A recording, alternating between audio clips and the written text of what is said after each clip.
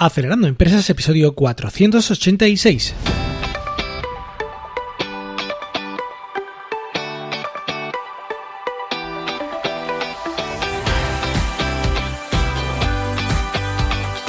Buenos días amigos y bienvenidos a Acelerando Empresas, el podcast de lunes a viernes sobre las técnicas que aplicamos en las aceleradoras de empresas para ayudarte a conseguir el éxito en tus negocios. Soy Fran Guillén, director de Impúlsame, una aceleradora de empresas de la economía digital y la economía real. Y será un placer acompañarte hoy, lunes 27 de abril, en el que hablamos con Rafael Martínez Permuy, un experto en multinacionales biotecnológicas farmacéuticas, que nos dará consejos para emprendedores que empiecen a montar un proyecto en biotech. Pero antes recordarte que visites nuestra web acelerandoempresas.com, donde tenéis los podcasts, todos ellos, y además cursos prácticos en vídeo, masterclass y bueno, también el servicio nuevo para conseguir inversión, para ayudaros a preparar la documentación y todo esto, que podéis consultar en info@acelerandoempresas.com. Y bueno, sin más dilación, comenzamos ya con el episodio de hoy. Rafael Martínez es profesional senior con experiencia en diferentes funciones, industrias y mercados. Ha sido miembro de comités de liderazgo de varias empresas multinacionales en las que ha estado, en particular relacionadas con el sector farmacéutico y biotecnológico, y actualmente es emprendedor, pero también asesor estratégico en varias startups de base tecnológica, socio de empresas de este tipo y además consultor estratégico. Y para que nos cuente un poco sobre todo este mundo de la biotecnología, pues lo tenemos aquí ahora y le vamos a dar la bienvenida ya. Buenos días, Rafael, ¿cómo estás? ¿Qué tal? Muy buenos días. Muchas gracias por invitarme, Fran. Gracias por acordarte de nosotros. Gracias. Bueno, un placer, amigo, y bueno, quiero que nos nutras con tu conocimiento, tu experiencia, que es muy amplia, el mundo biotech. Llevas muchos años en la industria, y si quieres, bueno, cuéntanos un poco ese salto que hiciste del mundo profesional, ¿no? De ser un gran experto ya con muchos años de experiencia, a involucrarte en el mundo startup. Bueno, la verdad es que efectivamente yo he tenido la suerte de trabajar hasta en 7 multinacionales distintas. En el sector salud algunas tan punteras y líderes mundiales como puede ser Pfizer, hablando de fármacos, ¿no? De prescripción, pasando por Sanofi Pasteur MSD, el líder mundial también del campo de las vacunas, o más recientemente, hablando de productos sanitarios y dispositivos médicos, la multinacional alemana Hartmann, ¿no? Entonces, he tenido la suerte desde hace 20 años arrancar en este apasionante mundo de la salud, en roles casi siempre relacionados con desarrollo de negocio. De hecho, yo soy el convencional vendedor que empezó de visitador médico y he ido progresando, conociendo los detalles de la industria, efectivamente en diferentes posiciones, temas también relacionados con regulatoria, que en salud son tan importantes y lo hemos visto estos días, ¿no? Con las discusiones sobre qué mascarillas, qué batas, qué soluciones hidroalcohólicas se pueden utilizar, si cumplen con la regulatoria en vigor, etcétera, etcétera. La regulatoria en salud es clave. He tenido la suerte también de un recorrido muy amplio trabajando por cuenta ajena en multinacionales, ¿no? Llega un momento que lo que sucede es que te das cuenta que en tan grandes empresas eres una pieza de un engranaje que funciona muy bien, contribuyes, sin duda, puedes marcar la diferencia a nivel territorial, a nivel de comunidad autónoma, en un comité de dirección incluso impactar en tu mercado nacional, pero llega un momento que la empresa es tan grande que cuesta mucho mover procedimientos, procesos, estrategias, ideas, ¿no? Estás casi más en fase de ejecución que creación. Tienes que estar en los headquarters de Nueva York, de un Pfizer para poder realmente decidir, o de un Sanofi Pasteur en Lyon para poder cambiar las cosas, o un Heidelberg de Hartmann, ¿no? Entonces, te das cuenta de que si quieres más, si quieres decidir tu propio destino, crear cosas e impactar y marcar la diferencia, tienes que hacerlo por tus medios, ¿no? Y esa es un poco la motivación interna por la cual, de alguna forma, empiezas a notar que quieres algo diferente, quieres cambiar las cosas de cómo las estás haciendo, aunque estés en una situación cómoda, en el famoso círculo de confort, bien remunerado y controlando las funciones propias de tu puesto. De tal suerte que hace 4 años y medio, ya, 4 años y medio ya, se cruza en mi camino una persona que es Eva Pando, que es la actual directora del Instituto de Desarrollo del Principado de Asturias, un órgano del gobierno del Principado para dinamizar la economía, el tejido empresarial, y de aquella ella era la gerente, la directiva del Centro Europeo de Empresas Innovadoras. Es un centro de la red ANCES que hay ahora a nivel nacional, digamos, de centros que hacen apoyo, difusión de innovación en cada una de sus comunidades autónomas, ¿no?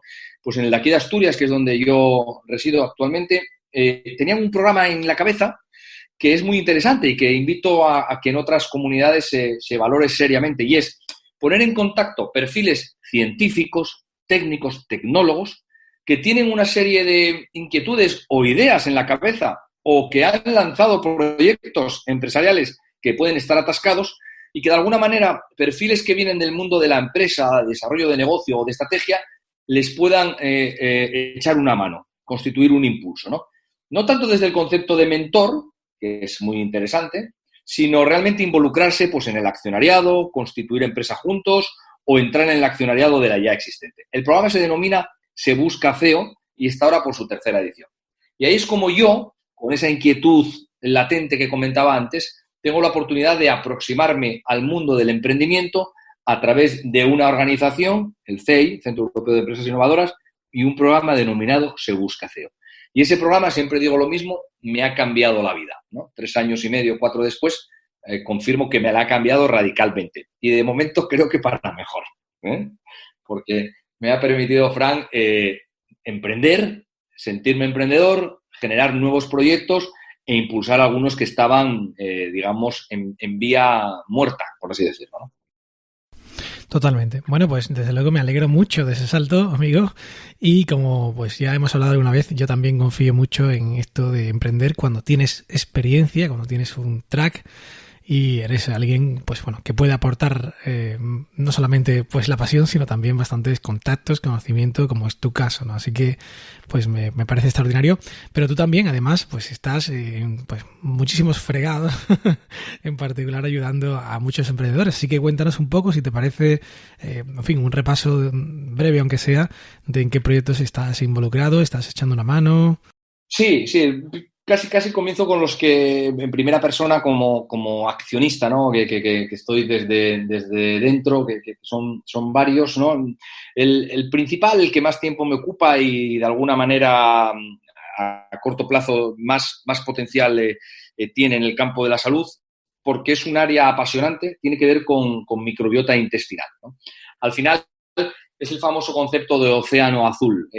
Es un mundo de posibilidades por delante, hay muchísimas patologías, se habla de más de 100 ya relacionadas con posibles disbiosis intestinales, alteraciones de la microbiota, ¿no?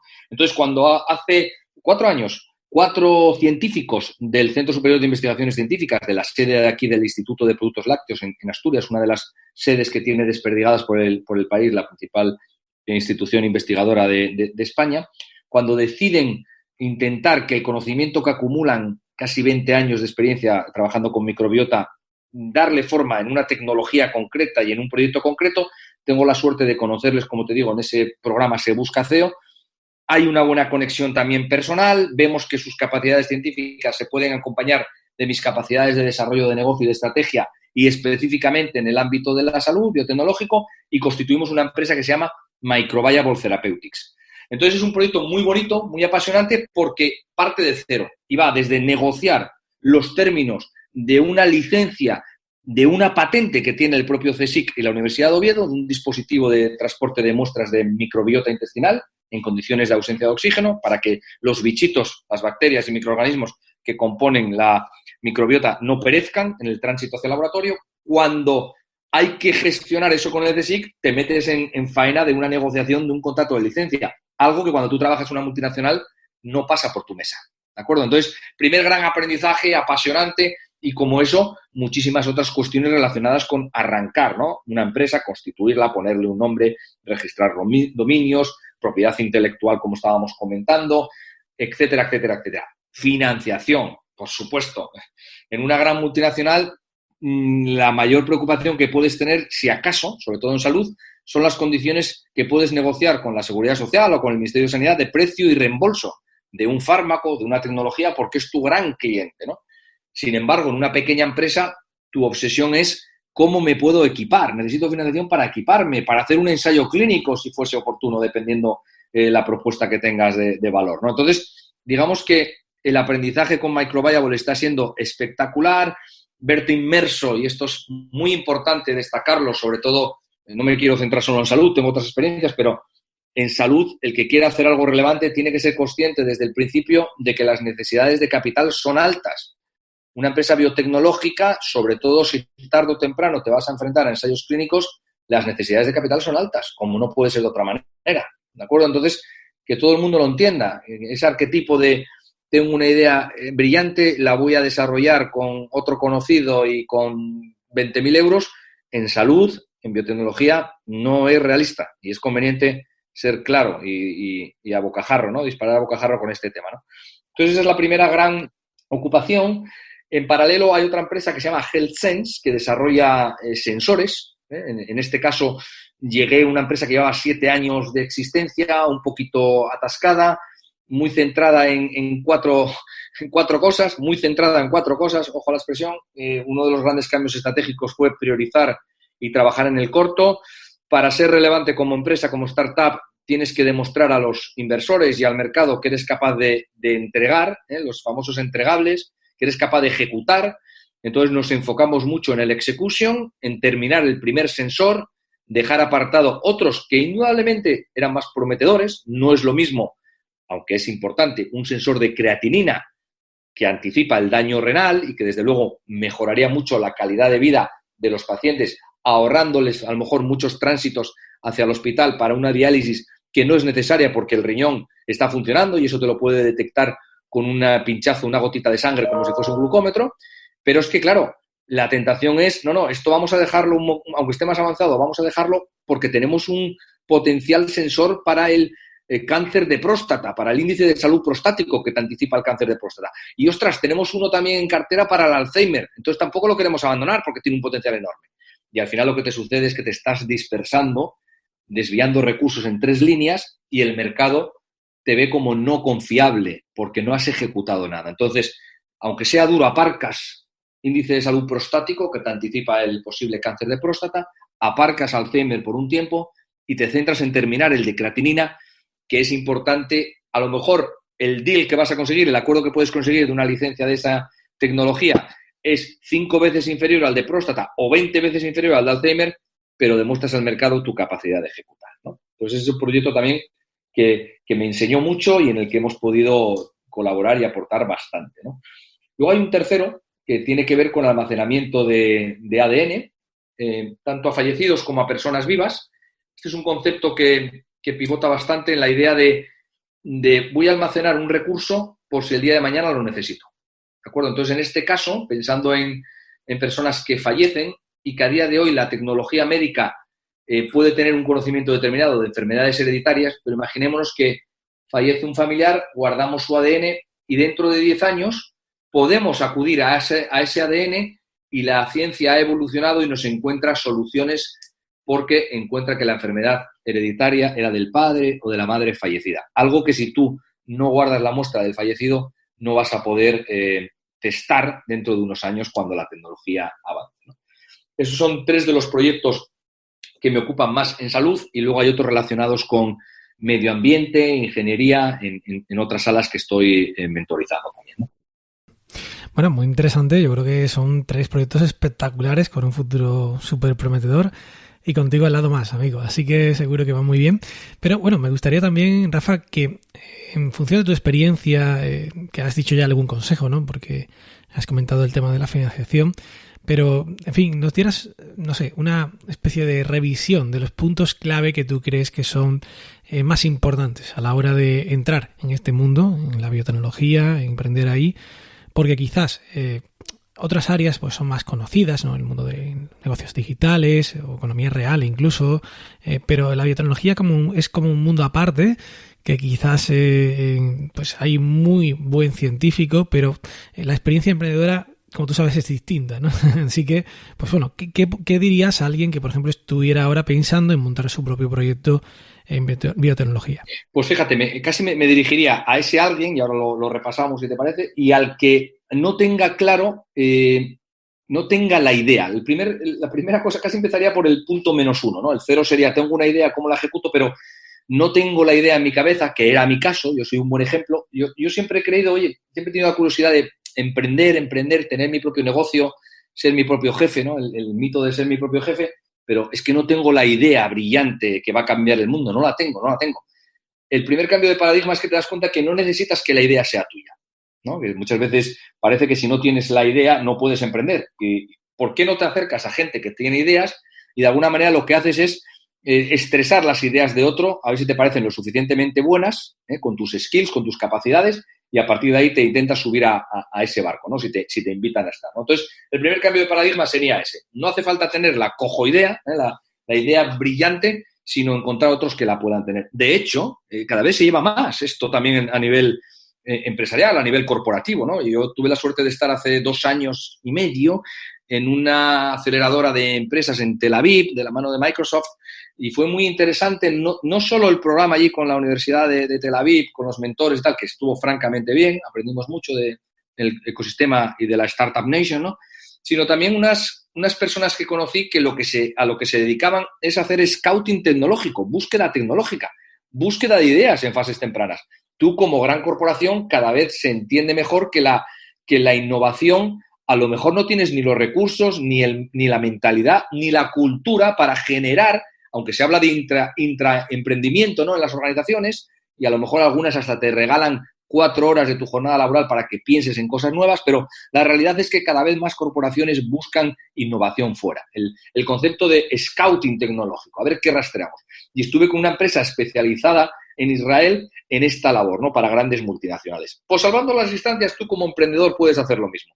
Busca proyectos emprendedores en fase temprana, incluso antes de constituirte, e intenta entrar en ellos. A partir de ahí, punto cero.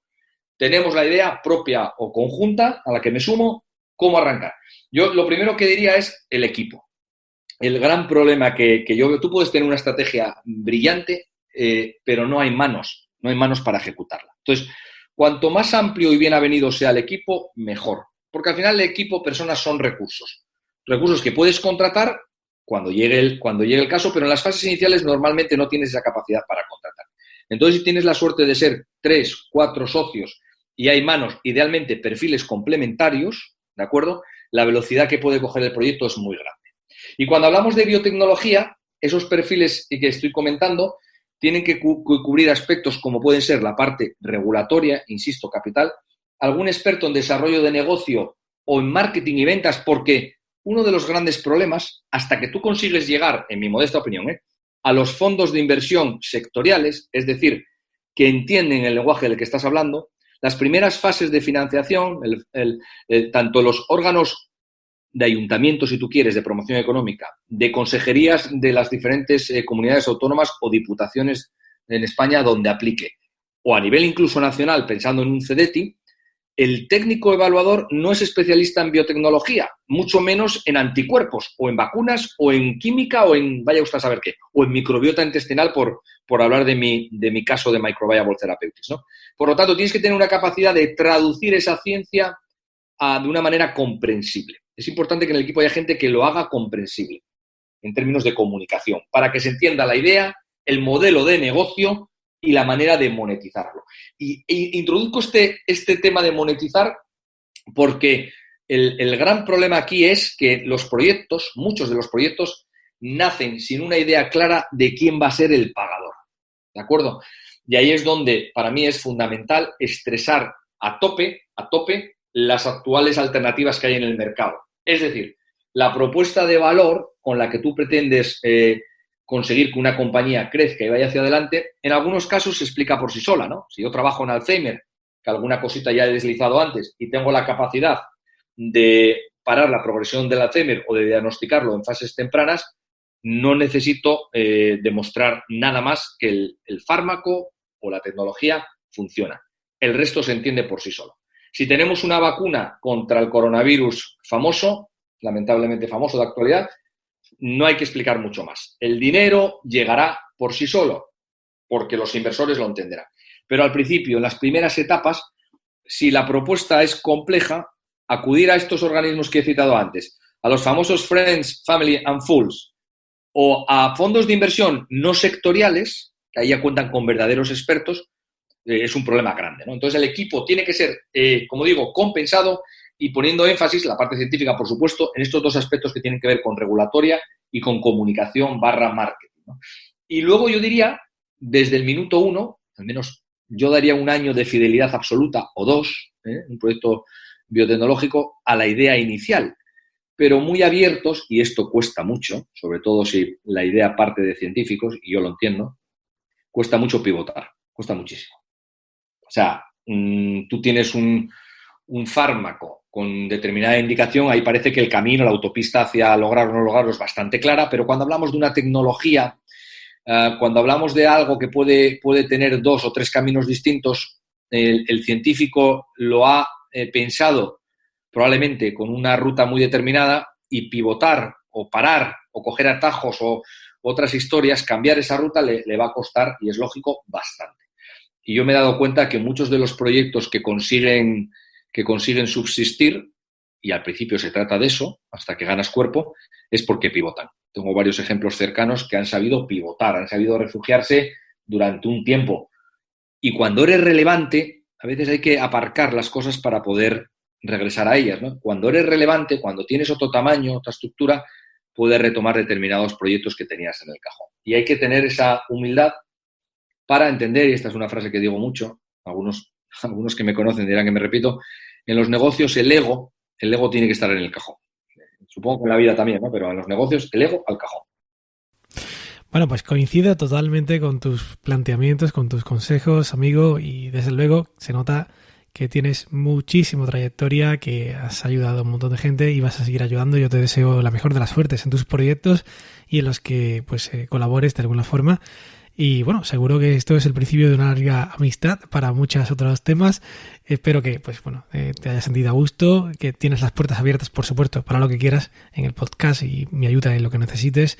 Muchas gracias de nuevo, un abrazo y nos vemos pronto. Un abrazo, muchísimas gracias por todo y te tomo la palabra. Es el inicio de una bella amistad. Un abrazo. Y bueno, pues hasta aquí el programa de hoy. Muchísimas gracias a Rafael por participar y gracias a todos por estar ahí. Ya sabéis que podéis escuchar cada día este podcast en iTunes, iVoox, Google Podcasts, Spotify o Spreaker con vuestro móvil, o también recibir gratuitamente diariamente las notas del programa por email, registrándoos en acelerandoempresas.com/suscríbete. Os agradezco muchísimo las reseñas, comentarios y valoraciones que me hacéis en iTunes y en iVoox, y también cada vez que compartís un episodio como el de hoy si os ha gustado en vuestras redes sociales. Que tengáis un magnífico día. ¡Ánimo, emprendedores!